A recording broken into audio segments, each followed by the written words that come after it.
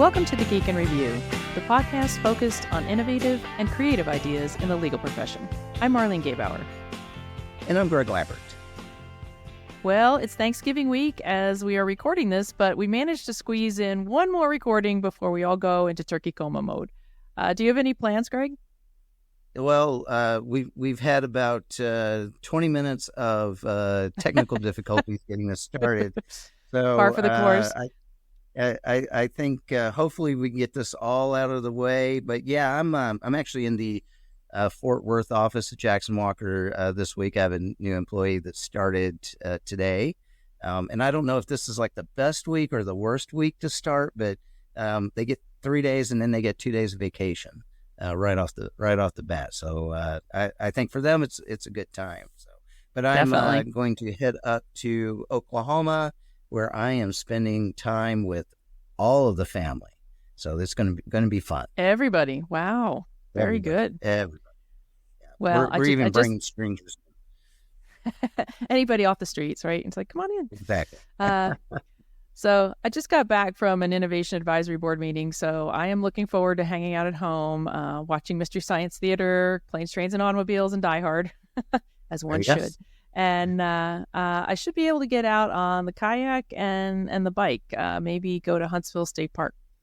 Well, good. Well, hopefully the weather holds up. So I know it's going to be in the 30s when I'm in Oklahoma. So ooh, fun. I packed both my jackets. Yeah, enjoy that.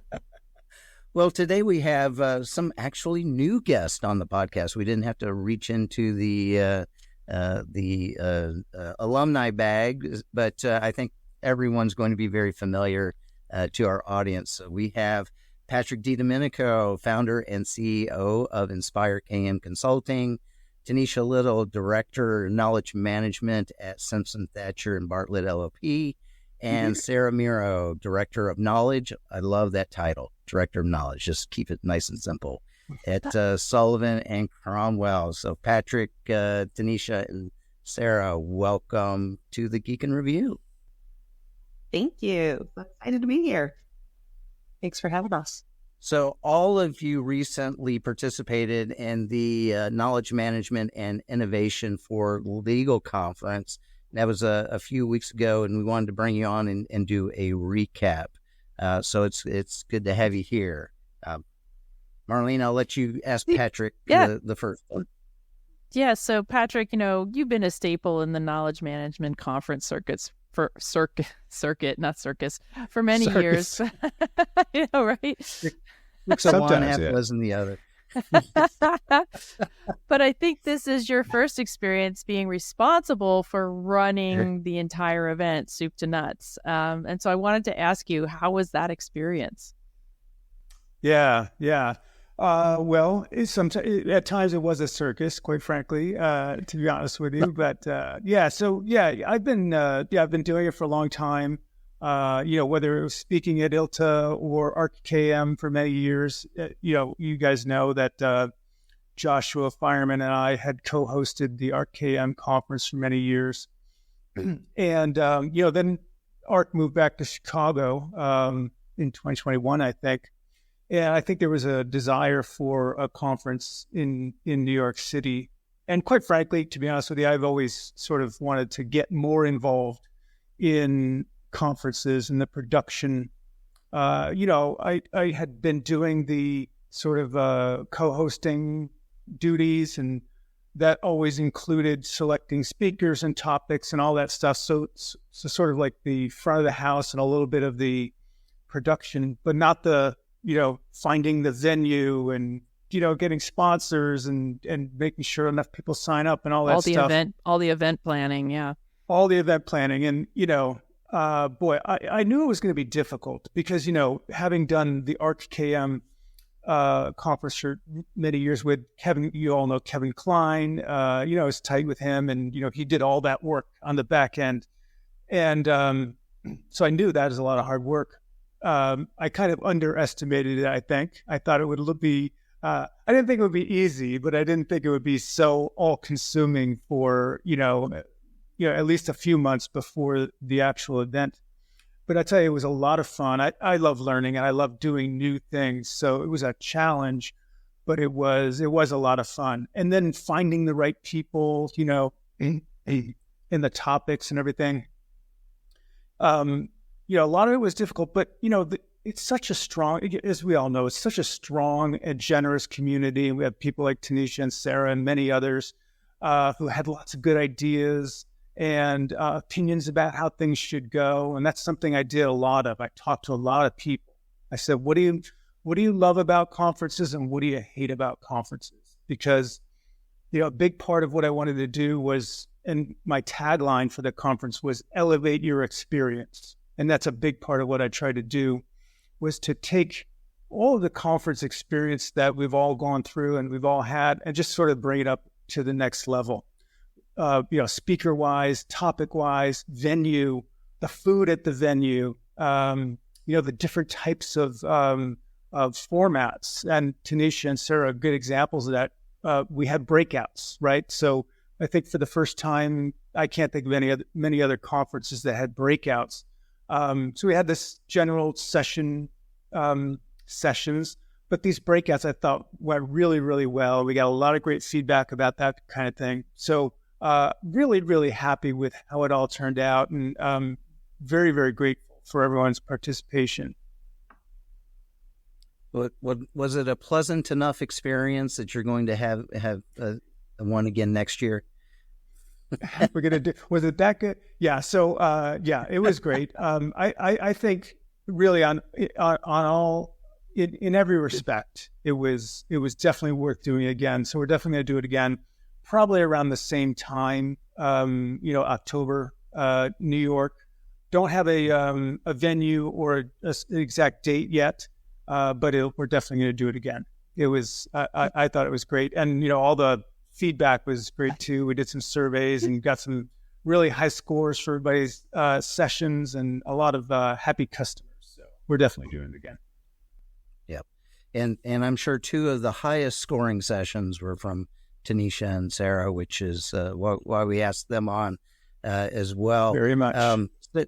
So Sara, I'm going to get to you in a minute because you and I were on a panel together recently. So I'll hold you for a second, but so Tanisha, can you talk to us, what was your experience, and then talk to us a little bit about what you talked about and kind of the reaction that you got. Sure. Love to talk about our session. It was so much fun doing this conference. Patrick didn't say, I think the first time we did a conference together, I can't remember what year it was. I believe it was the SharePoint Symposium that ILTA used to do. And we were, working together, finding speakers, preparing sessions, and I've had the opportunity to work with him through that organization, speaking at ArtKM. So I was really excited to see him put together, this conference. And I think, mission accomplished. It was absolutely fantastic. I have to say, I'm so impressed that you did it with the very minimal volunteer structure behind you. That was, just really, really phenomenal. Very, very well done. Well, let me just say, there was a lot more behind the scenes than most people know. And because we talked quite a lot about the details, and I picked your brain quite a bit. So it wasn't as individual as it might have seemed. Yeah. You made it look really good. So my session was KM 101, and I presented it with Jennifer Mendez. She's the Senior Director of KM Innovation at Fisher Phillips. And we just had a fantastic time doing that session. When we first, were approached by Patrick, we were both thinking, right, who wants a KM 101 session? It's like, everybody's been doing this for a long time. What else can we add to the conversation? And I think we were really impressed. When we walked in the room, there were so many new people, so many new faces in the knowledge and innovation community that joined us for this session. So it was just a really great opportunity, for us to kind of dig back and think about, our beginnings, in knowledge management and innovation, and really talk about it. So we spent some time just talking about the benefits of knowledge management, the benefits for law firms, benefits for their clients. We talked to people about how do you talk to your firm and to your partners and other attorneys about knowledge management. We found that so many people were in the phase of their building or trying to convince their firms to invest more in a knowledge management program. So we spent a lot of time talking about that, how to promote KM. We had everybody. We did some little in-room homework, had everybody take about 5 minutes and work on their elevator pitch. So I'm not sure they enjoyed that aspect. Didn't know they were going to be actually doing work. And we have they got to work, yeah. Absolutely. So I'm talking more about, how to connect with your attorneys about what you're doing, how to communicate with them about different initiatives, and ultimately the tools and resources that they need to be aware of. I thought really interesting. We talked about some of the tools that we use, intranets, experience matter management, automation, document automation, process automation. But the topic that I think we spent more time on than anything else, knowledge banks. That was the hot topic in the room. Everyone wanted to talk about how to build knowledge banks, which is something, that's not new, Cam. It's not generative AI, but that was the topic, that everybody really wanted to dig into. So overall, it was a great session. I think we had more content prepared than we actually had time to get to because we were really focusing on those things. We wanted to talk about CAM tools and how to prioritize things and knowledge management maturity models. So we didn't get to those topics. So maybe it'll be a part 2 for the workshop next year. Yeah. Well, always leaving wanting more. That's exactly. It was the best time that I've had speaking at a conference in a very long time. There was just so much engagement from everyone in the room. Absolutely loved it. That sounds great. Well, Sara, let's turn it over to you. What did you get to cover? Sure. And similar to Tanisha, I also was tapped to lead a roundtable session. And so it was a back-to-back 2-parter session in between the sort of general speaking presentations. And when Patrick asked me to lead it, at first I was thinking, this is sort of unusual for a conference to have this kind of breakout. And I wonder how it'll be received. But similarly to Tanisha, my session was the KM attorney roundtable. It was a packed room. It was broken up in 2 parts, and we had everyone who came to the first session come back again for the second session for follow-up. It was really a great time to connect with tons of people that were new to the community, new to KM, and it was really great. And we approached it. So I was lucky enough to co-lead the roundtable session with Patrick Dundas, who's a KM partner at Aiken Gump, and he and I took a little bit of a different tactic. We didn't have a presentation. We sort of approached it consultant style, and we had a whiteboard, and we asked the participants in the room to tell us what they wanted to talk about. So to really think about the previous sessions that they had heard at the conference and come up with some general topic ideas that we could all discuss. And so we came up with things like change management and the importance of getting buy-in for your KM initiatives, listening to attorney pain points, and then, of course, generative AI was the hot topic in our room. And it seemed like we had many people in the room that really were new to KM, about 3 years or less in the industry. And then we also had some people that were really seasoned in the industry. So we had directors of KM, we had KM attorneys at all different levels. And it was a really engaging conversation. We talked about generative AI use cases, the hype cycle. We pivoted when we thought we had gone through a topic for long enough. We could have gone on probably for another 2 hours on generative AI, but we put a pin in it. And we talked about things like the importance of getting attorney buy-in and a champion at your firm, and how you can listen to attorney pain points, the importance of listening tours. And we really hit on a lot of critical ideas within the KM ecosystem. And it was really nice to hear a lot of people's, because we did call on people, we put people on the spot. And so it was nice to give everyone an opportunity to really voice what they thought was important. And I feel like everyone in that room really benefited from what they were hearing and were able to take something away. So it was really positive. And I love that feature of a conference. I think it really gets the participants involved on another level. So well done, Patrick. It was really a smart move to incorporate that into the first day. Well, I've seen the survey scores, so I should say well done to both of you, because Greg was right. These breakouts were among the more popular things that we did at the conference. Yours in particular, both of yours in particular. So we learned. I think we all learned a good lesson there. It's a nice way to break up the day. I think break up the pace, and to your point, you can dive deeply into various topics. Whether you're seasoned, whether you're new to the community, or somewhere in between. I heard really, really great things. Joshua Fireman, I think he made comments at the end about how he was surprised that I don't know if he said it's his favorite, but one of the things he really enjoyed was the KM 101 session very much. And who's been doing it longer than the Joshua Fireman. So it was great. The feedback was really fantastic about all the breakouts. So kudos to you. Well, it's always a new conference model shaping up. I love this. It's like create your own adventure. Talk about what you want to talk about. It's always a great experience when you're feeling the audience engagement and they're really, enjoying it and benefiting from it. So, but I'll flip the question. So, if you were part of the audience here, what were your favorite presentations at the conference rather? And I don't know, Tanisha, I'll start with you. Can I pick two? Because there were two. They were along the same themes. There were 2 days, right? So I can pick two separate topics. I thought the keynote from Andrea Allison was just phenomenal. She's just talking about leadership through change, through times of complexity and disruption. So just so incredibly timely for everything that we're experiencing right now. And she had so many valuable lessons that I think we're all struggling to think about and apply. She talked about change leadership versus change management. It's not just about the tasks and the things that you're doing and the structures that you're putting into place when you're implementing change, but it's really about the thought, the leadership, the vision behind everything that we're doing. That was really, really powerful. Just the points that she made about decision making in complex contexts, was so timely. It's like there is.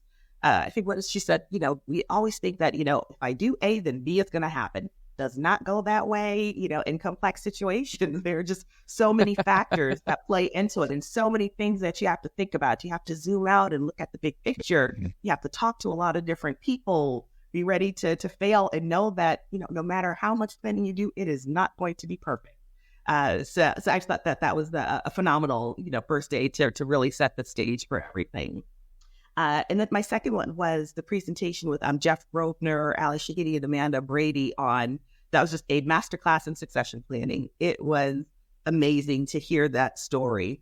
And I know that few of us will have the luxury of, being able to do what Jeff was able to orchestrate when he was, making his plans to retire. But man, if you needed a roadmap for how to do it and how to do it well, he just laid it out so beautifully. And I think there are a lot of elements that are a part of that many of us will be able to use and learn from, as we think about our futures. And I just love the way that he was able to do it because it was so seamless, and to have one of our great leaders be able to just leave that legacy intact and have someone come in and help it continue to grow and flow and not just stop dead in its tracks while the firm, well, let's think about what we're going to do when Jeff retires and then he just gets that. He just really laid out a phenomenal plan for how it was going to continue. So I just really appreciated that lesson from that session too. Cool. Sarah, how about you? Sure. Yeah. So there were so many great sessions. And I sort of will pick two also, but they're kind of related.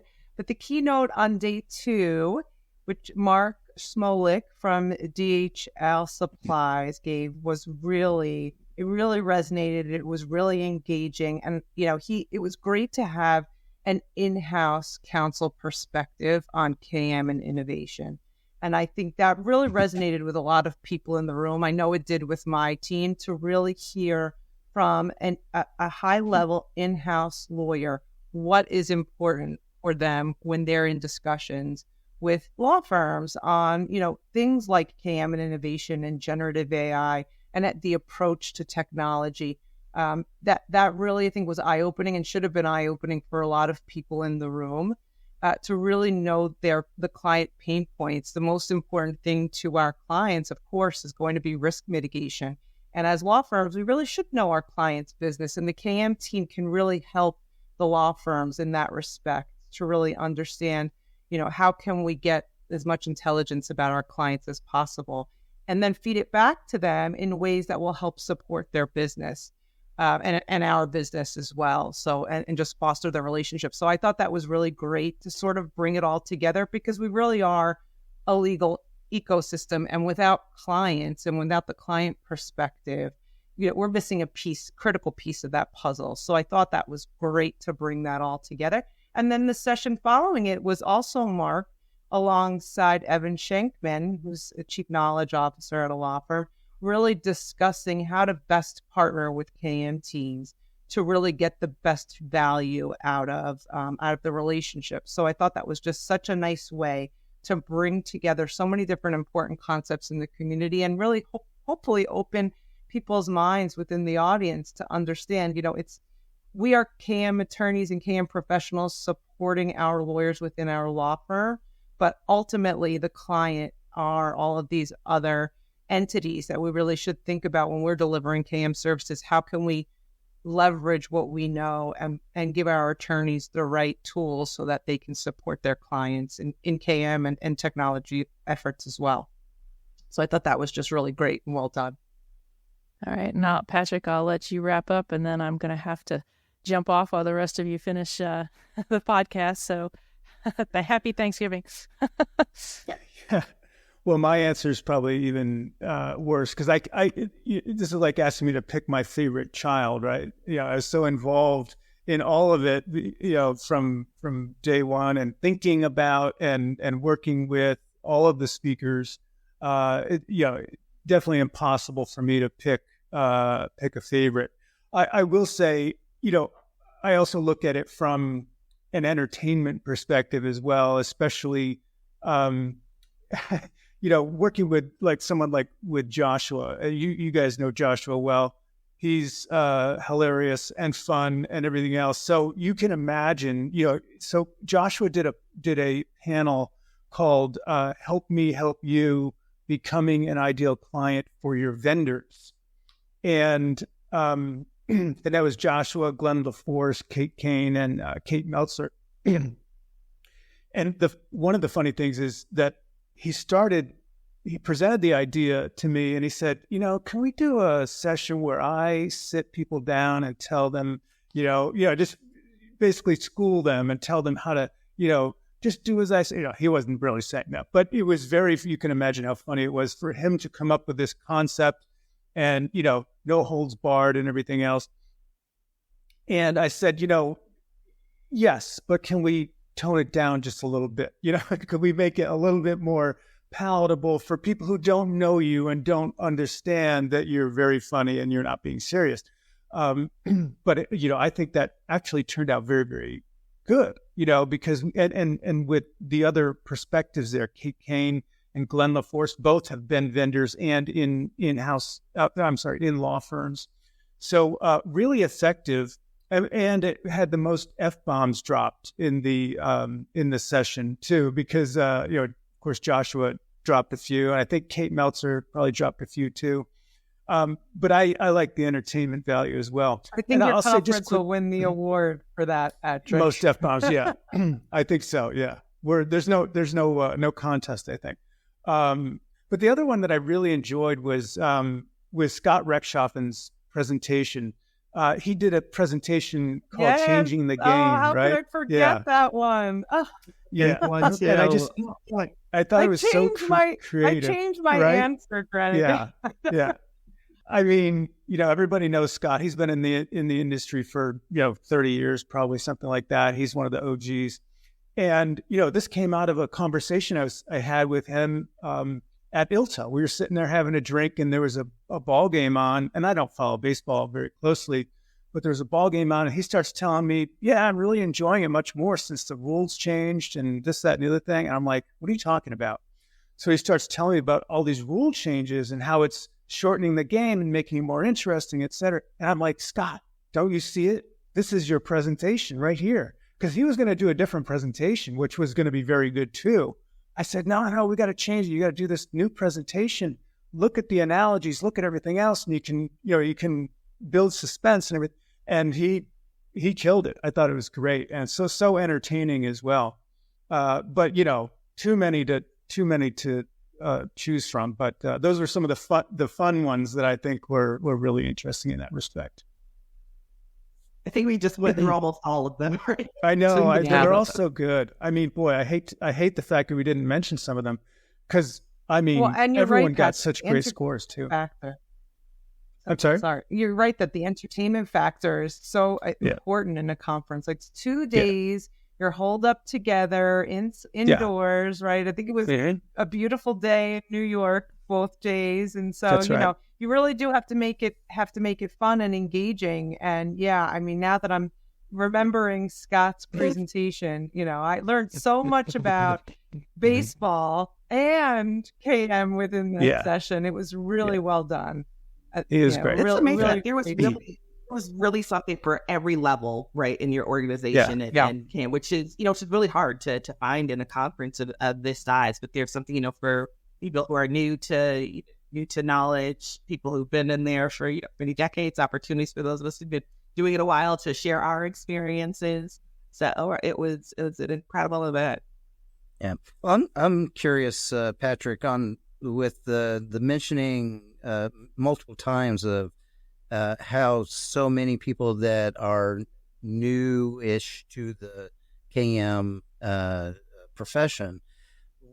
What do you think was the draw for them, and how do you replicate that so that they come back next year? Yeah, and it's bring a good question. Yeah, exactly. It's a good question.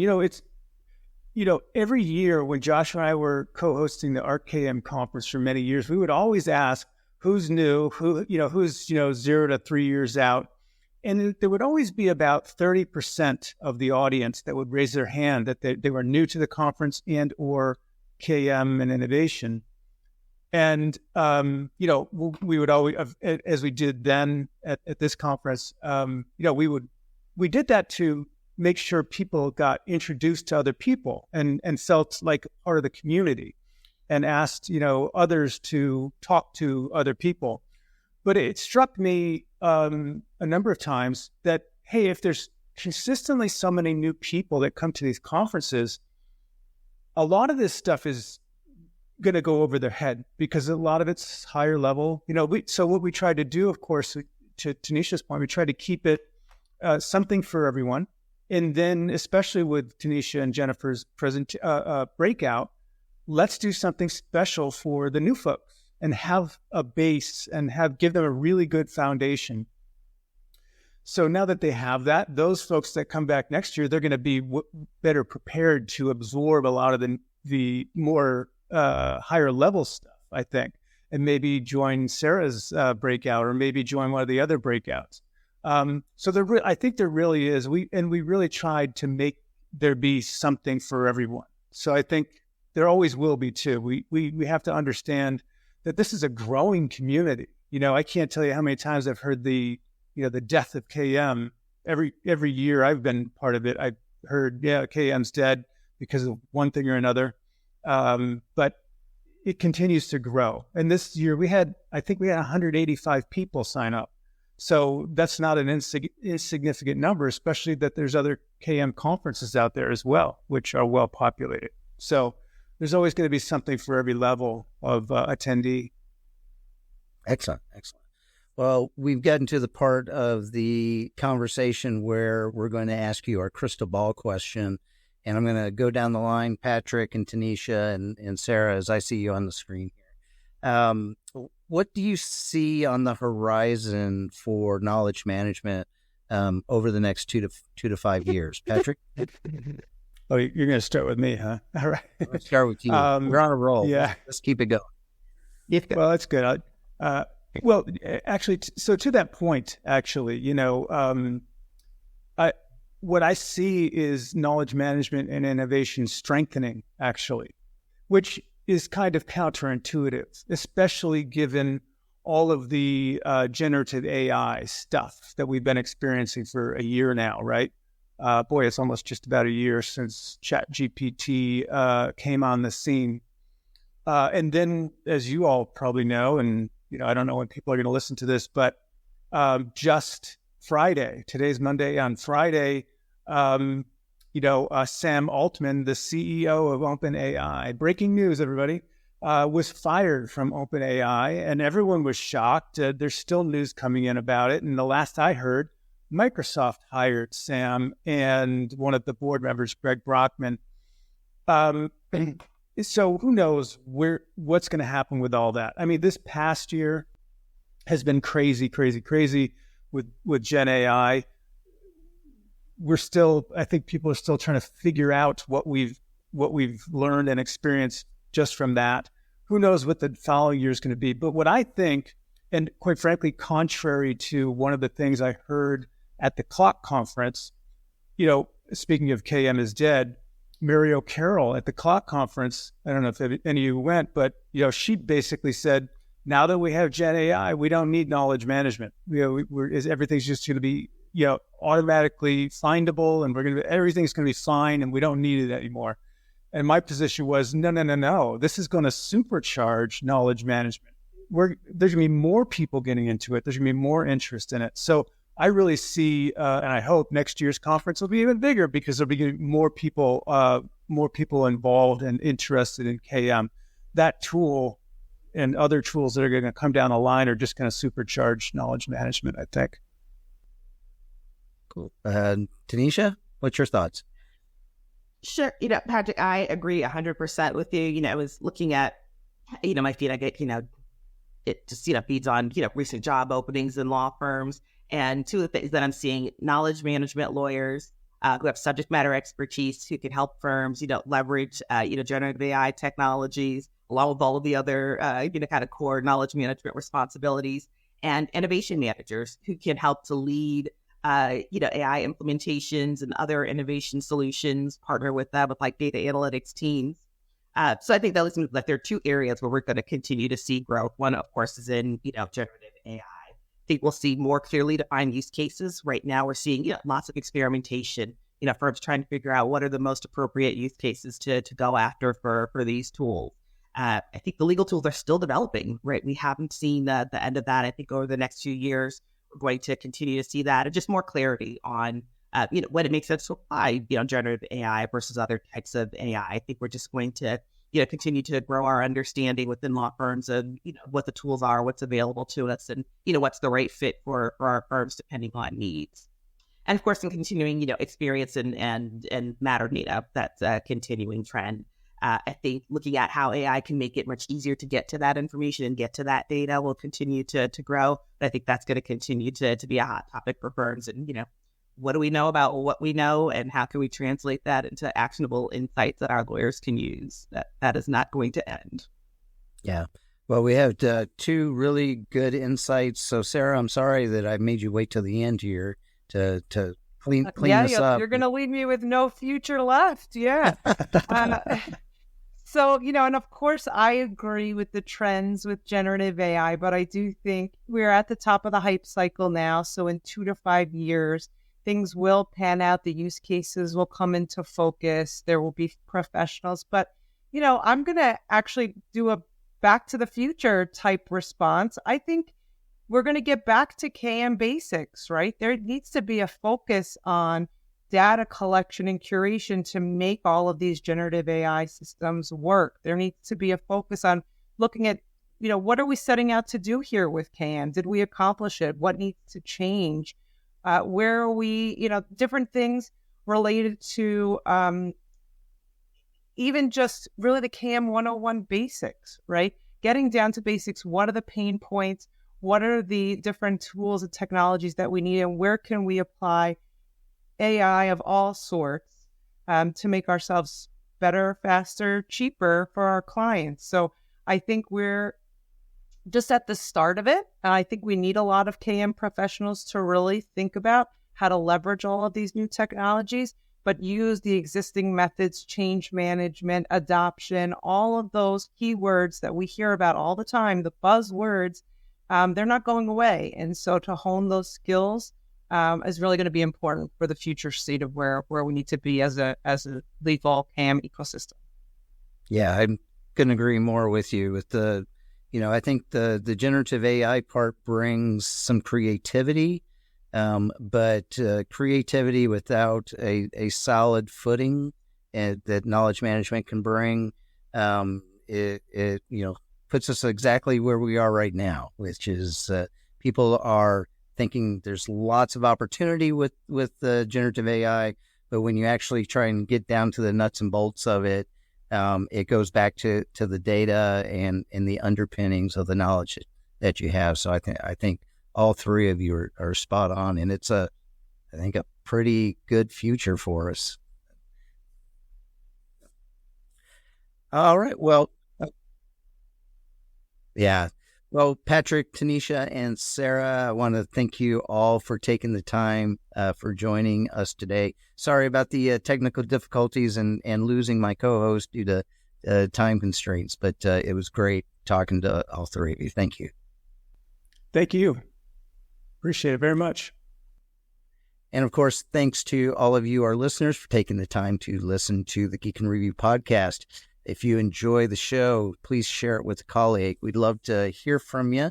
So you can reach out to us. LinkedIn is probably the best for Marlene and both of us, but we can be reached on X at GaybauerM or at Glambert, or on Threads at mgaybauer66 or at GlambertPod.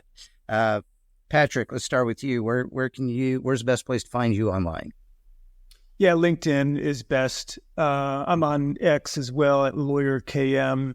And then, of course, you could just email me, patrick@inspirekm.com. Those are probably the best places. Email, classic. Yeah. I like it. Tanisha, how about you? Where's the best place to find you online? You can find me on LinkedIn. I'm at Tanisha Little, and I think it's my username, Tanlit, Tanlit. I like it. And Sara? I'm also on LinkedIn, Sara Miro. You can find me and send me a message. Awesome. Well, again, thanks to all of you. And as always, the music that you hear on the pod is from Jerry David DeSica. So thanks again, everybody. Thank you. Thank you.